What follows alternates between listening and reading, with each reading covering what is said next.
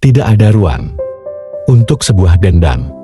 Kejadian 50 ayat 15. Ketika saudara-saudara Yusuf melihat bahwa ayah mereka telah mati, berkatalah mereka, "Boleh jadi Yusuf akan mendendam kita dan membalaskan sepenuhnya kepada kita segala kejahatan yang telah kita lakukan kepadanya."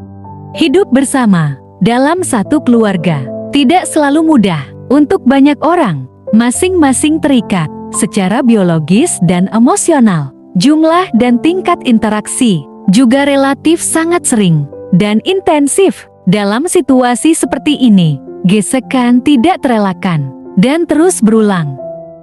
Tidak jarang, antar anggota keluarga saling memendam dendam. Anggota keluarga kadangkala menjadi musuh dalam selimut. Dihindari tidak memungkinkan, dibiarkan sangat menyakitkan. Ketika keadaan ini terjadi, setiap orang perlu mengingat bahwa kebencian adalah kebodohan karena seseorang memilih kesakitan yang lebih panjang. Pengampunan memang mungkin lebih menyakitkan, tetapi sesudahnya akan memberikan kelegaan. Renungan kita hari ini mengisahkan suatu keadaan dalam sebuah keluarga yang cukup rentan bagi terjadinya pelampiasan dendam. Yakub telah meninggal dunia. Saudara-saudara Yusuf merasa khawatir dengan keadaan ini. Mereka ingat bagaimana mereka dahulu telah berbuat jahat kepada Yusuf. Apakah Yusuf akan melampiaskan dendam setelah kepergian ayah mereka? Melihat upaya saudara-saudaranya untuk memohon belas kasihan dari dia, Yusuf menangis dengan keras. Yusuf menunjukkan bahwa dia tidak pernah menyimpan dendam terhadap saudara-saudaranya. Jika tidak ada dendam, apa yang perlu untuk dilampiaskan? Tidak ada yang perlu dicemaskan oleh saudara-saudara Yusuf. Tindakan ini terbilang luar biasa. Yusuf memiliki segala alasan untuk meluapkan dendamnya, kekuasaan dan kesempatan. Dia punya kuasa untuk melampiaskan dendam.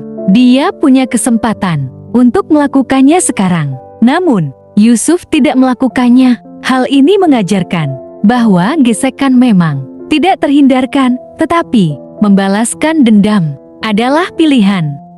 Bagaimana kita mampu membuang dendam dan memberikan pengampunan? Kuncinya terletak pada perspektif hidup yang berpusat pada Allah. Melihat dari atas akan memberikan cara pandang yang baru dan benar-benar berbeda.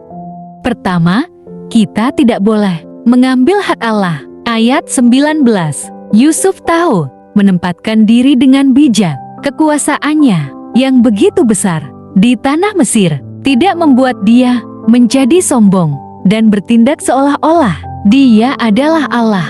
Dia berkata, "Aku inikah pengganti Allah?" Yusuf tampaknya belajar banyak dari ayahnya. Dia bukan Allah. Pembalasan dendam sebagai bentuk keadilan adalah hak penuh Allah. Balas dendam adalah penghinaan dan perampasan hak Allah.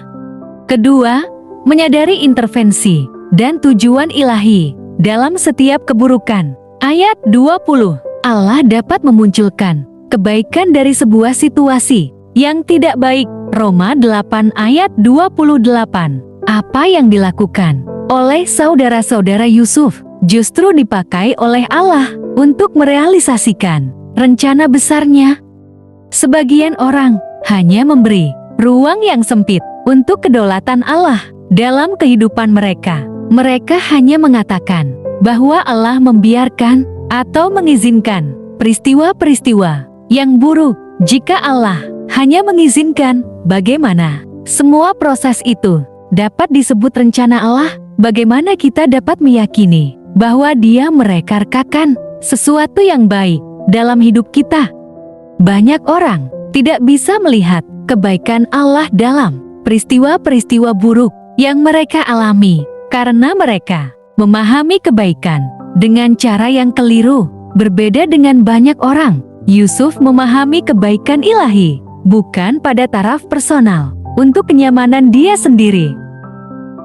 Dia tidak menyebutkan posisinya yang tinggi di Mesir. Sebaliknya, Dia menjelaskan kebaikan itu dengan kalimat, yakni memelihara hidup suatu bangsa yang besar. Ayat 20b, kebaikan ilahi adalah pemenuhan rencananya, bukan rencana kita.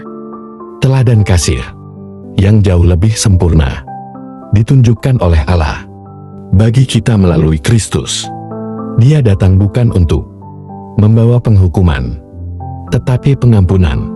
Dia menanggung semua dosa kita di atas bahunya, supaya kita semua yang berdosa memperoleh karunia pengampunan. Siapkah kita yang sudah diampuni untuk melepaskan pengampunan? Semoga Tuhan Yesus memberkati.